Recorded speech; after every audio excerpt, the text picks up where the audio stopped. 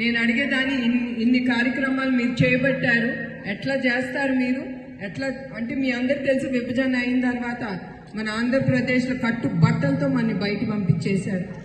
అట్లాంటి రాష్ట్రంలో నేను అడిగేదాన్ని ఆయన ఎట్లా చేయగలరు, ప్రజలకు ఏమని చేయగలరు, ఏముందని, డబ్బులు కూడా లేవు మన దగ్గర అంటే ఆయన ఒకటే అనేవారు, నేను పని చేస్తాను, డబ్బులు అయ్యే వస్తాయి, నేను ప్రజల కోసం తప్పకుండా కష్టపడతాను, నా నమ్మకంతో డబ్బు అదే వస్తుందని ఆయన చెప్పేవాడు.